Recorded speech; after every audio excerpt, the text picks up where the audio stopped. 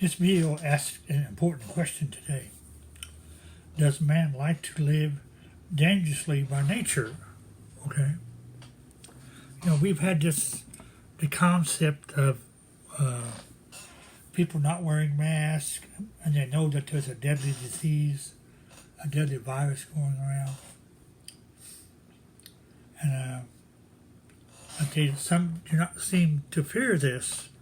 But then there's the question of throughout history, does man choose to live dangerously?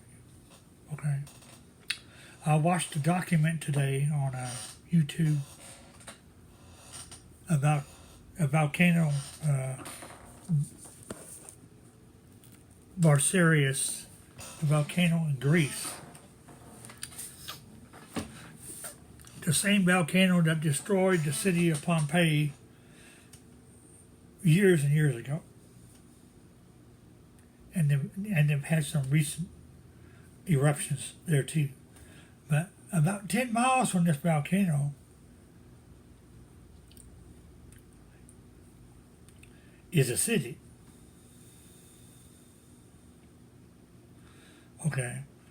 And this city has 3 million people in it. Now, the citizens of this city know the danger of this volcano.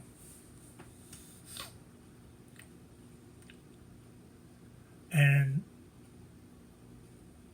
they know that it's killed in the past. They have tours of the city of Pompeii where you can actually see bodies had been burned by volcanoes, petrified, and yet they live by this volcano knowing that it could destroy them. And if it was to suddenly erupt, there is no way these people could escape the pyroclastic cloud and the lava flow, because the volcano is so close. Okay. And then we look at other places that man chooses to live. There was another earthquake in Sumatra today. Okay, that's 5.9. Now, if any of us know our history, we know that thousands died by a tsunami there several years back. Yet the people still choose to live on the beaches. And then we look at other situations. The Mount St. Helens area. People knew the volcano was dangerous. That one day that it would wake up, and one day it did. There was not no massive loss of life.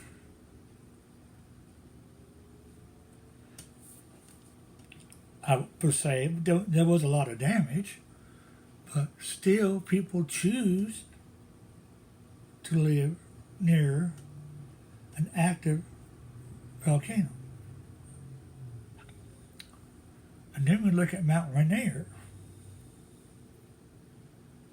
Scientists believe that someday it's going to blow its top. And it's, up here, I believe it's up here in Oregon. And when it goes, it's going to go. Okay. Now, we all have heard about Yellowstone National Park, about the volcano there being a supervolcano. Yet people still choose to live in that area.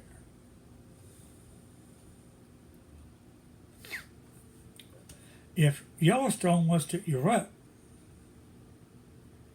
it could disrupt everything in the United States. it would put 2 inches of ash, 2 to 3 inches of ash on land here in Indiana. Okay.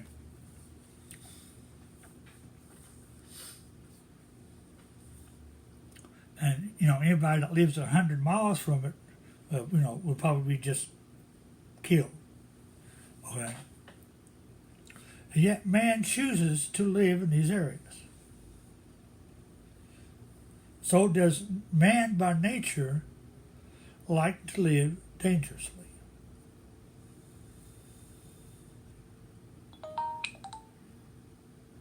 Think about that. The state of Florida. I used to live in Fort Myers area. 9 or 10 feet above sea level. And all it would take would be for an asteroid to hit the middle of the Gulf of Mexico and wipe out most of the state. And we know that there's been some earthquake activity off the east coast of Florida too, near the Bahamas and areas, the islands south of there. But yet, people choose to live in these areas.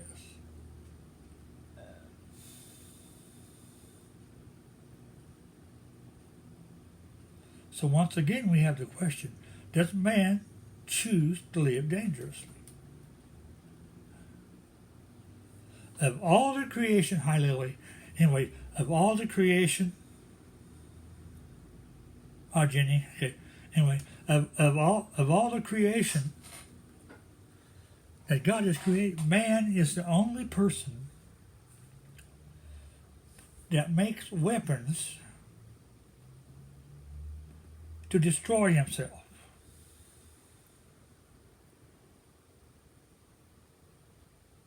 Out of all the animals in creation, all the people that God created,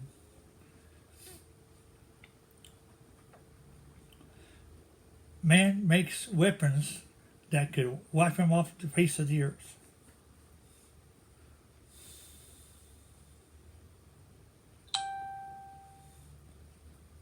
So we ask ourselves again, does man like to live dangerously by nature?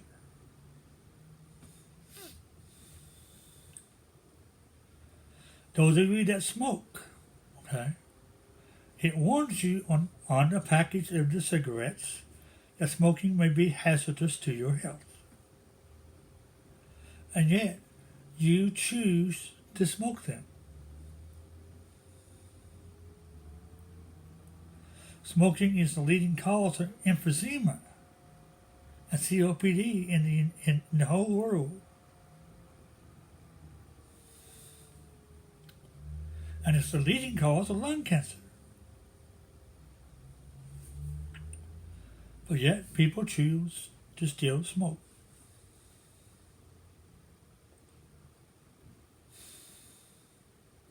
So, we must ask ourselves, okay, man has been through pandemics before.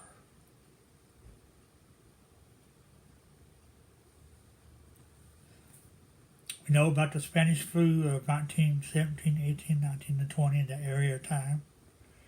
We know about Ebola in Africa and different viruses that have killed thousands of millions of people over the years.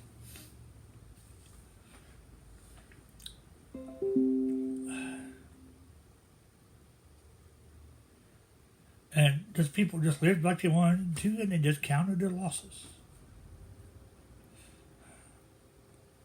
So here we have a virus known as COVID-19.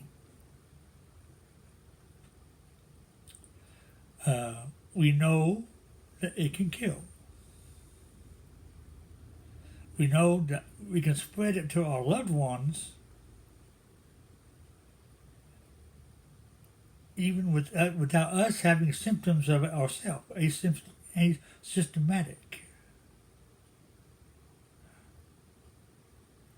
And yet there are those that choose not to wear a mask.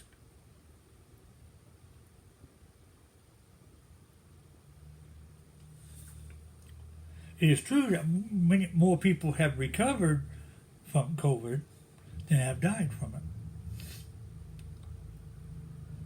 So are these people just not wanting to wear masks?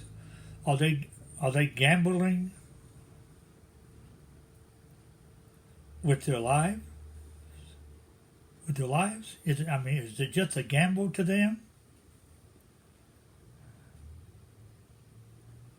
And they think that they won't get COVID?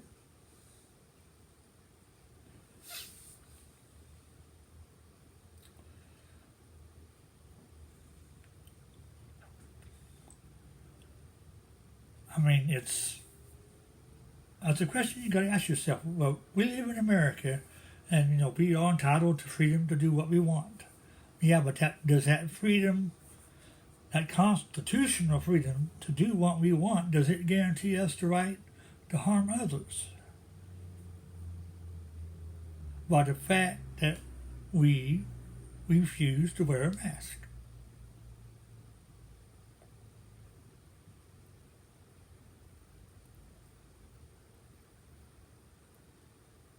I mean, see, man does things that he personally knows is dangerous.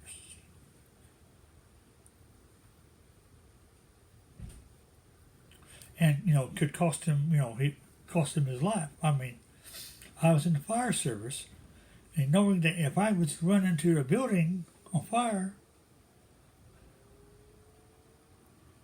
I might not come out.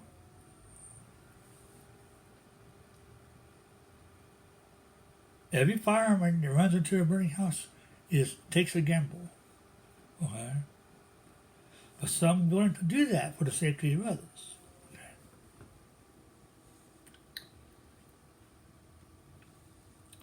Now the Bible tells us that our body is the temple of the Holy Spirit. It also tells us that we should not defile that body. And God expects us to take care of ourselves.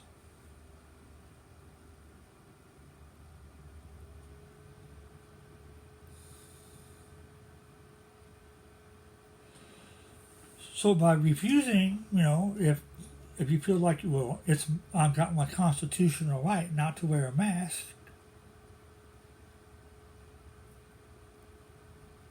because the Constitution says I can do so, but what does God say about it? The body is a temple of the Holy Spirit. Right? You are to take care of your body. I'm not exactly skinny, okay?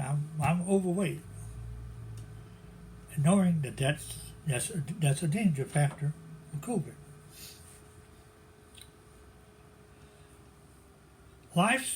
The consequences in life are always by something. The bad consequences in life, 99% of the time, are by something that we choose to do willingly.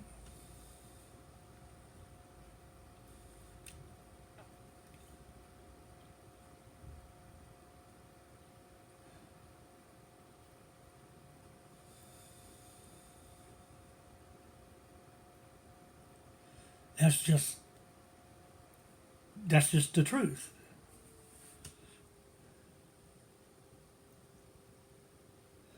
I once had a pastor years ago. I'm not going to give no names. He was really, really, really overweight. I mean, he was like 400 pounds. And all I'm going to do is say his name was Tony. I'm not going to go any further than that, okay? And I kept telling him, Tony, I said, you need to lose weight, or it's going to kill you.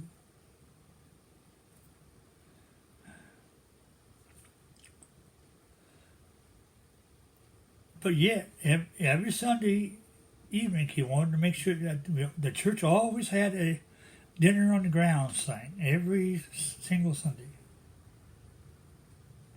as part of the church service, and he was eating, and eating was a big thing to him. And I kept telling him, Tony,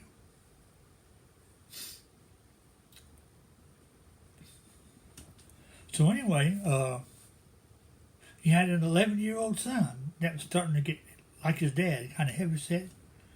I said, so anyway, I said, Tony, I said, Pastor Tony, what kind of example are you setting for your kid right there? You only got one kid. He's 11 years old. He's overweight. Do you want him to suffer like you do? This pastor had diabetes also.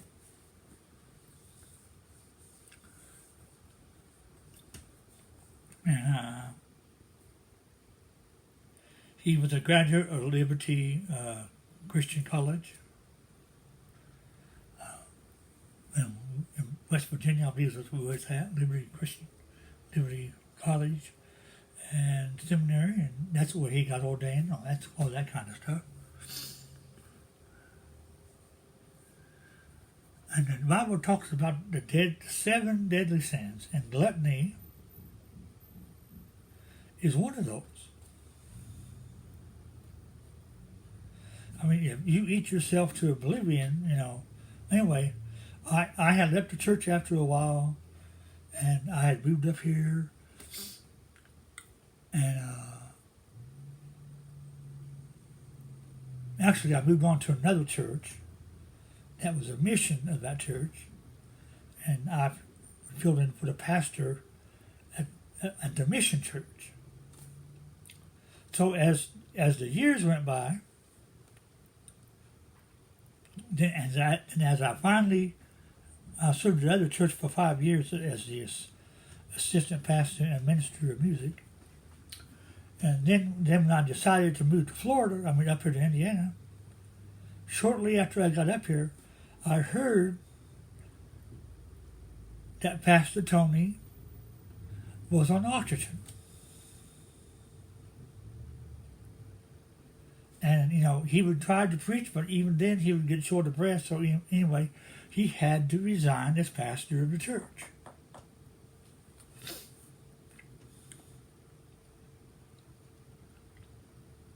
And then I heard about a month or two later after that he died.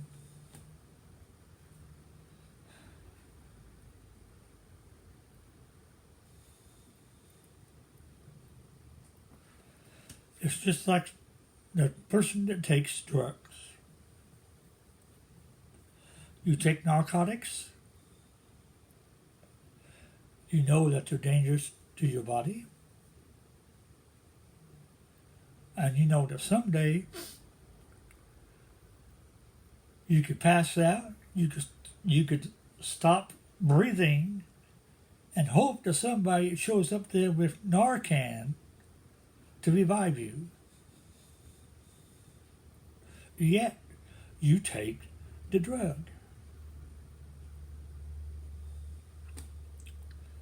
One of these days, there ain't going to be somebody there with Narcan.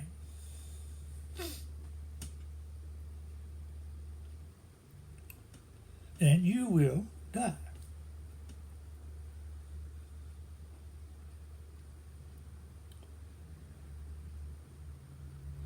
It's just like the drunkard, those that can't give up drink. I told you months ago that my first night at the hospital I worked at, my only job that night was to sit in the room and record the time that a man that had been an alcoholic all of his life would die. That was my sole mission for that whole 8-hour shift. Sit in that room and record the time that he died. And I was like 17 then. Yeah. So here I am at 17 and a half, almost 18, sitting in this room, having to record the time that the man dies. The man was, his stomach was bloated the size of 2 or 3 basketballs. He was as yellow as could be. His breathing was shallow and raspy, and that's a sound you never forget, by the way. And so after 7 hours and 45 minutes, the man died. And I recorded the time that he died.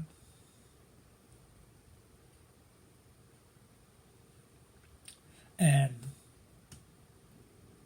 I told his, I the one told his family that he died.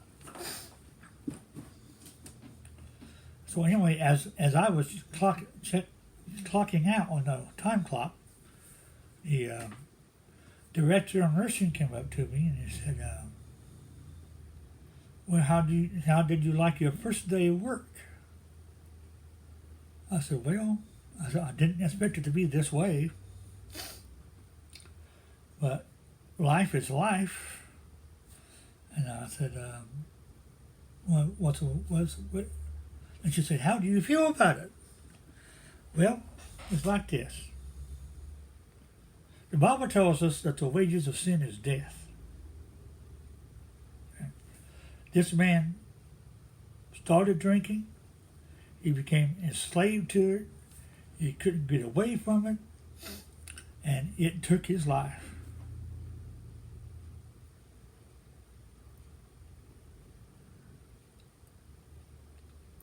And that's how I viewed this guy's tragic death.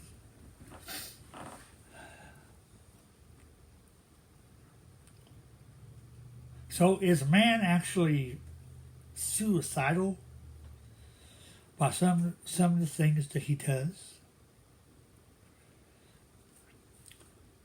Living in major earthquake zones, by volcanoes, living along oceans and seas, living around the Ring of Fire area, places that are known to have tsunamis and great earthquake history. And yes, not too far from the New Madrid quake zone. Okay. If that was to happen again, with the age of the buildings that we have, there would be massive loss of life.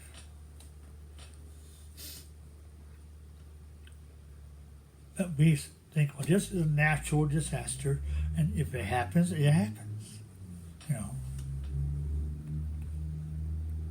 I mean, there's nothing that we can do about earthquakes. But we can do something about a volcano. We can move out of the area. Oh, if you live in Indonesia, Sumatra, move inland. Get away from the beach. You don't gotta live by the water. So people take chances with COVID. At first they thought, well, this isn't real. It's just a scheme. I've known people that's had it, and it is not. It's not a ball game.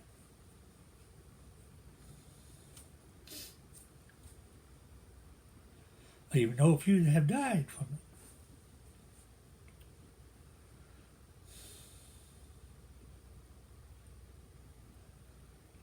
Well, some people have this philosophy, well, this is America, and I can do what I want.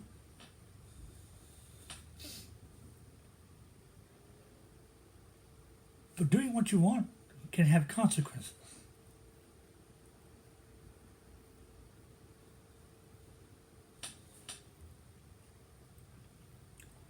I mean, there's been preachers that stood up in the pulpit and say, well, I'm a pastor, I'm a man of God, and I will not get COVID. And God will protect the whole congregation. Right? What happens? There's been several pastors that have done that, and they're dead. To me, when you say that, you're tempting God, is what you're doing.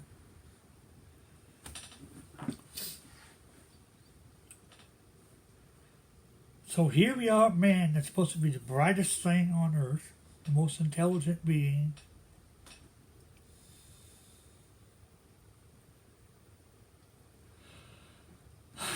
And yet we do things that destroy ourselves.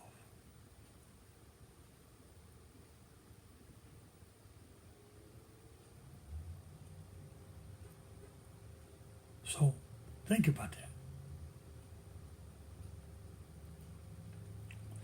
Are you choosing not to wear a mask because it's a patriot type thing?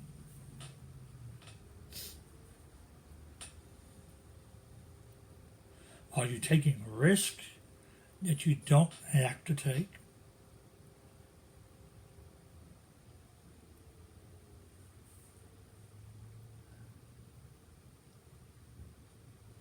And now there's the horror of a new virus is coming out. China, once again, from China. It's the H1N2 strain of the flu, swine flu. And it could be deadlier than any form of the flu before.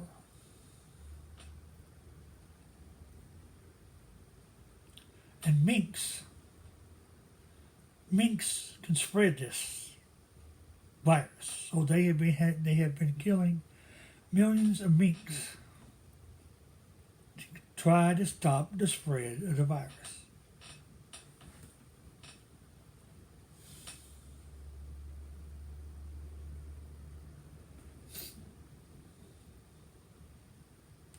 China seems to be the virus capital of the world for some reason. I do not know why.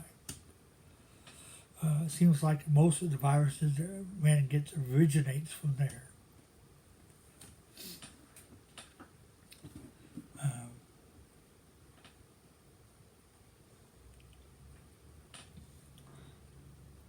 But anyway, no. Life is dangerous enough without doing things that make it more dangerous.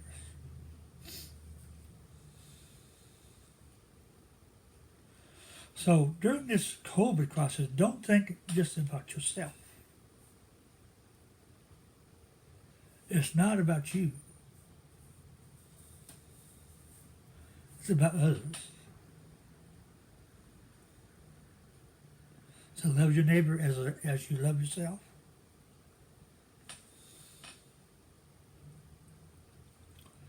So do what you know is right about COVID. Don't send the whole family to the store to get groceries in one person. If you're in public, wear a mask, social distance. They say 6 feet. I think it should be 10. Based on some testing that they have done.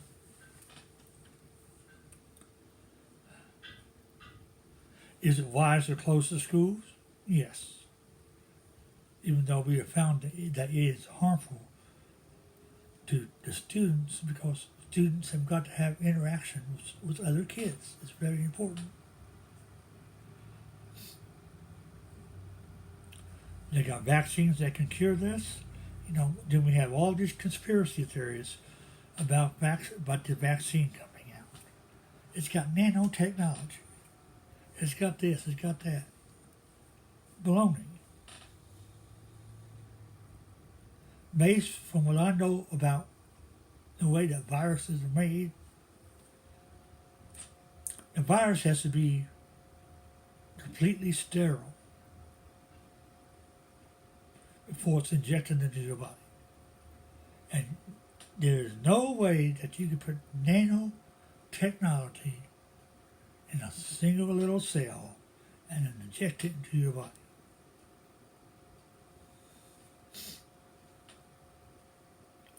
Now, FRID chip is a different thing. That's something they put into you. Okay? But this thing about nanotechnology viruses, don't believe it. It's science fiction, okay?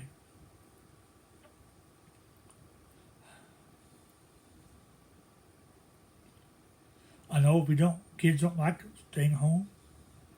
They would rather be at school. I can't believe I'm saying that. But anyway, kids would rather prefer to be at school than they would at home in many, many cases. Okay? Because they can have interaction with other kids and they can learn.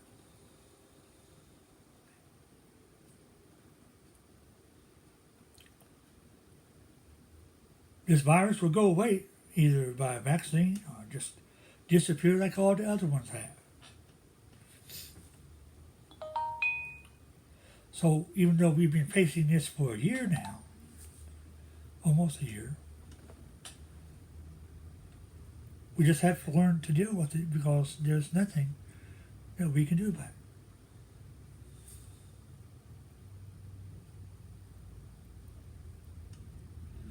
Just take what precautions that you can to protect yourself, your friends, and your family. Thanksgiving is coming. It's usually a time of big get-togethers. My sister has a big shindig. Thanksgiving every year down in Florida. They've had up to 300 people. But I doubt that she'll be doing that this year. At least I hope she doesn't. Okay. Well, she's putting herself at great risk. But anyway, if you have Thanksgiving spread out, different times of the day to have different groups of people at the house to share dinner, or if you know a person that's single, shut in like me, or a family member that's living by themselves. I'm not a shut in, but I live by myself. You're more than welcome to bring a piece of pumpkin pie by, or a turkey dinner, even though I prefer a ham. But anyway, whatever the case might be, that way you at least get some way to celebrate Thanksgiving.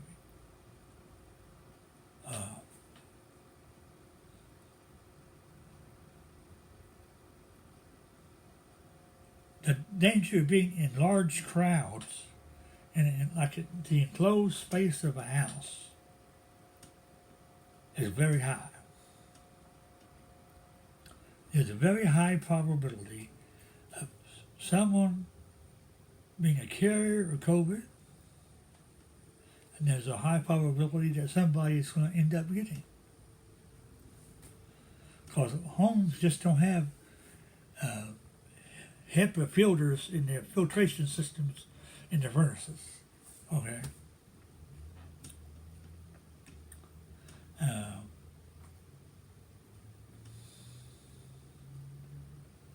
So during the holiday season, limit your contacts. I know it's hard for us to do sometimes. It's a sad situation that some families only get together for Christmas or for Thanksgiving, and they don't see each other the rest of the year. Or it's a sad situation when a grandparent dies or something like that, and you always used to have family reunions, and since the patriarch of the family has died, there's no more reunions.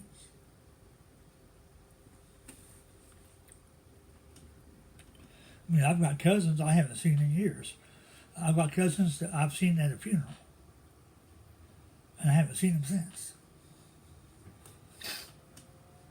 I mean, funerals and the holidays is usually the time you see families most. And it shouldn't be that way. But it is.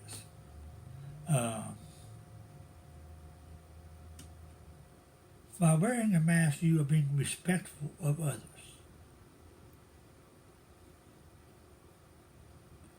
Now, if the Japanese people can wear masks like they have done for years, just the flu virus, then why can't we as Americans comply and wear the mask, do social distancing, keep your hands washed, your sanitizer, and try to avoid large crowds? That is not too much to ask. Anyway, that's all I've got to say. My battery's probably about dead. But think about it. Is man dangerous naturally? Was the question that I asked. Now, you can express your opinion on this if you want. Does man do things dangerously by nature? Is it part of the nature of man? Or you comment on that if you want to, and let me hear your comments on that, and see what you think about it. Anyway, God bless, and I hope you all have a good, safe Thanksgiving and holidays.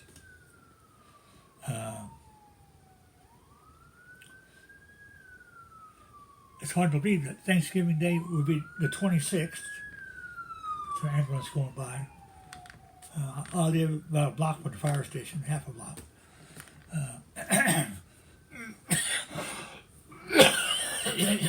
Pardon me. Time for my inhaler. Anyway, that's a common sign. The common sound around here is an ambulance. Fire trucks going off. So. But that don't bother me. Never has. Anyway, God bless, and y'all have a good Thanksgiving. Be safe. Think about others.